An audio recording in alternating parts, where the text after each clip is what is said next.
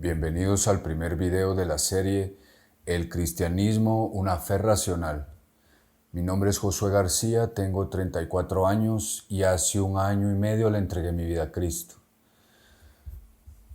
Como introducción a esta serie de videos, les contaré a grandes rasgos mi testimonio y cómo la verdad me liberó de mis ataduras y limitaciones e iluminó mi mundo y por primera vez pude ver más allá, a un nuevo horizonte lleno de esperanza, lleno de propósitos, lleno de congruencia y racionalidad.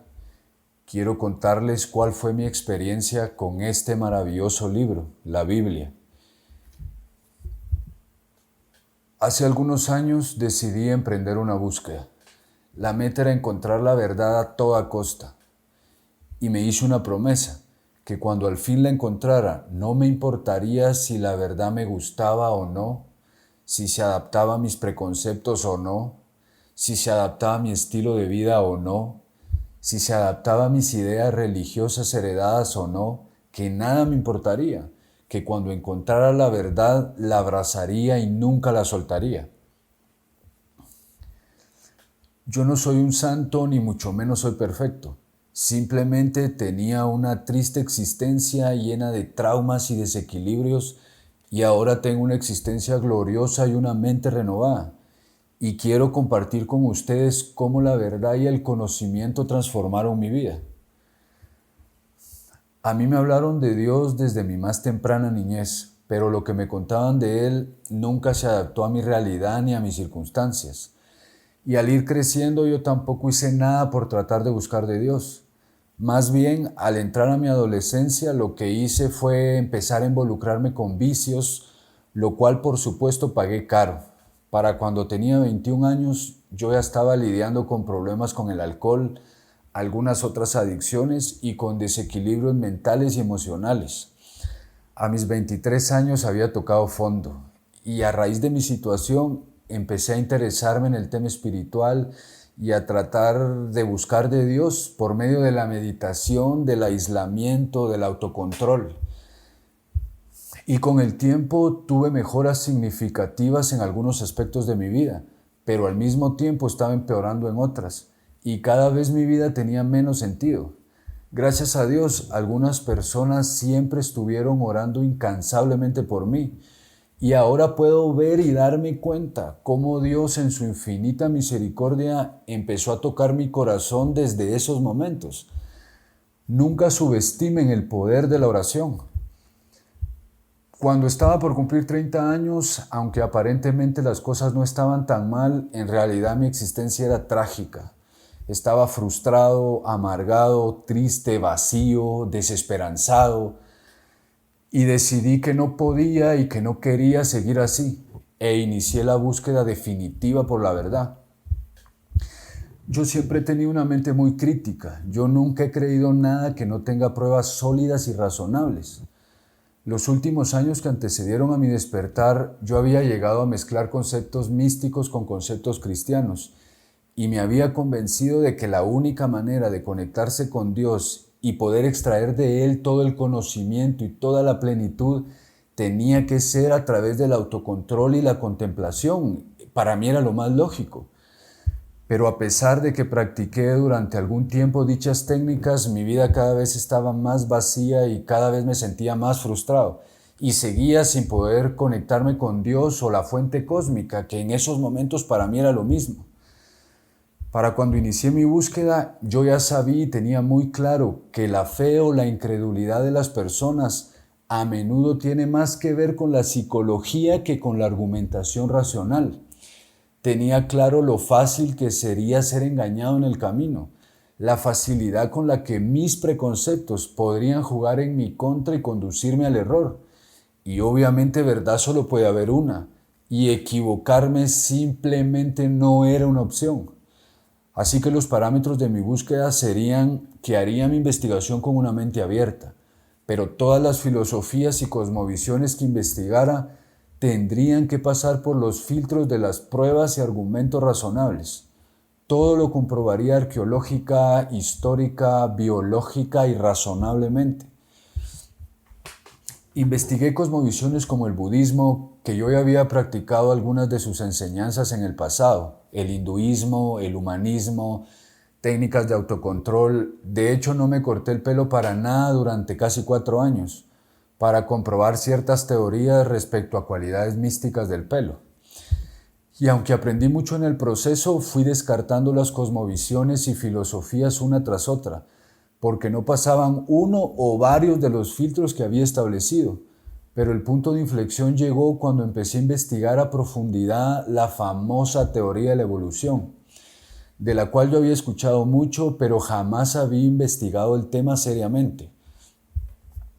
Esa investigación fue donde todo empezó, cuando descubrí que aunque ellos dicen que es la teoría que tiene supuestamente más pruebas y que es la teoría más razonable para explicar la existencia de los seres humanos y de las millones de especies de animales, la realidad es que el evolucionismo tiene unas fisuras escandalosas y se sustenta en conjeturas y suposiciones.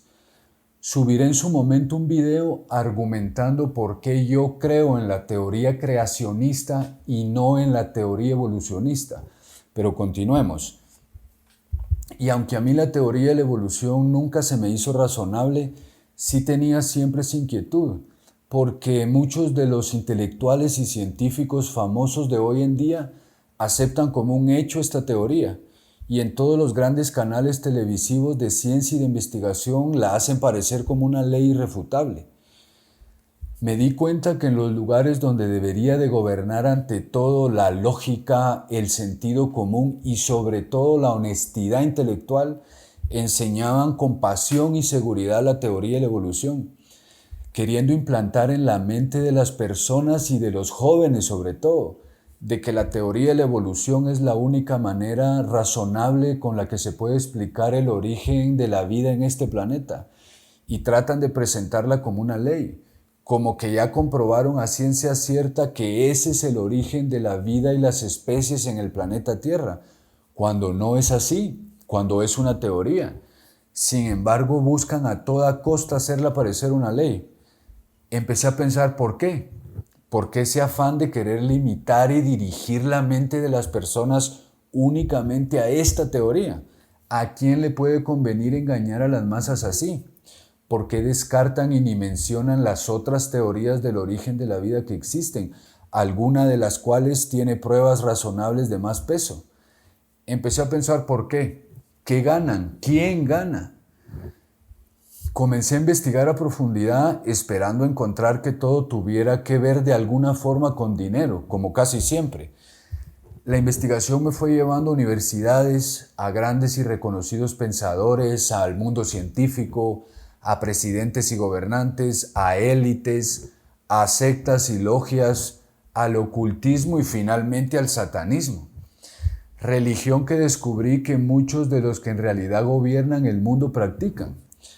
En ese momento pensé, ¿qué está pasando aquí? Porque era completamente absurdo que los que promueven tanto el ateísmo sean religiosos. Y pensé, ¿de qué me estoy perdiendo? Que los que están detrás del sistema que gobierna gran parte del mundo adoren a Satanás, que todos sabemos que es el enemigo del Dios bíblico, es muy revelador. En ese momento entendí por qué este sistema apoya y promueve todo lo que está en contra de la Biblia. Apoyan y promueven el ateísmo, el evolucionismo, el humanismo, las ideologías de género, el feminismo, el libertinaje, la promiscuidad, el aborto, etcétera, etcétera. Y tratan a toda costa de mantener a las personas distraídas y adormecidas, para que no se den cuenta de lo que en realidad está pasando, de lo que en realidad está en juego. Pensando en todo esto, recordé que en algún lugar de la Biblia se hacía referencia a que Satanás es el príncipe de este mundo. Y la historia de cuando Satanás le dice a Jesús, te daré todos estos reinos si postrado me adorares. Y ahí caí en cuenta que tenía que empezar a investigar a profundidad este libro. Y así fue como empecé a investigar la Biblia y el cristianismo. Por supuesto, siempre con mi misma filosofía, corroborar y comprobar todo. Y para mi gran sorpresa, al investigar la Biblia, me di cuenta que las pruebas históricas, arqueológicas, biológicas y astronómicas que hay de la Biblia son sólidas y muy razonables.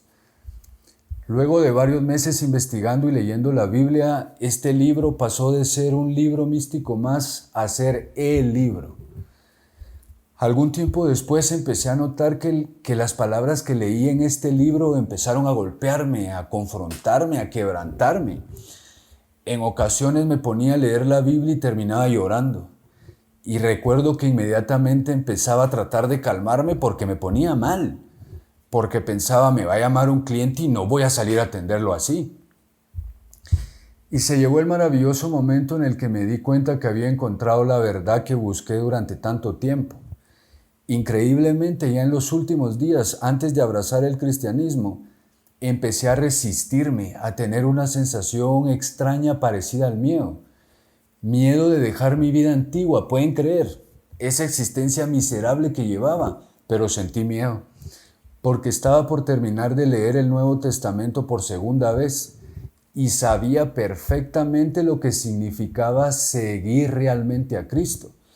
Y en ese momento yo no sabía lo increíble y poderoso que era llevar una vida acompañada de Cristo, lo amoroso, tierno y comprensible que Dios puede llegar a ser, porque tendría que hacer muchos y difíciles cambios en mi vida, algunos de los cuales yo ya había intentado superar con técnicas mentales y no había podido, y en mi mente me había resignado que era imposible para mí superarlos. Pero recordé la promesa que hice al inicio, de que cuando encontrara la verdad, por muy difícil que fuera digerirla, la abrazaría y nunca la soltaría. Así que a los pocos días le pedí perdón a Dios por la vida que había llevado hasta entonces, por mis blasfemias, por todas las veces que le di la espalda y lo desprecié y le entregué mi vida. Mi proceso fue lento. Dios sabe qué proceso necesita cada quien. Los primeros meses fueron muy difíciles, pero fue en todos esos difíciles meses que yo pude tener un encuentro personal con Dios, que pude experimentar y comprender su infinito amor, su compasión, su infinito poder, su ternura y su fidelidad. Y a 1 año y medio aproximadamente de haberme convertido en cristiano, mi proceso continúa. Me falta mucho camino por recorrer, pero con mucha gratitud hacia Dios les puedo contar que Él ha renovado mi mente y me ha ido dando las victorias definitivas sobre mis malos hábitos, adicciones, traumas, desequilibrios mentales y emocionales, etc. En estos momentos, cuando veo hacia atrás, no puedo creer las cosas que he logrado. No puedo creer la persona que soy ahora. Yo sé y me consta que con Dios no hay nada imposible. Y ahora que lo conozco les puedo contar que Dios sí es como me habían dicho que es.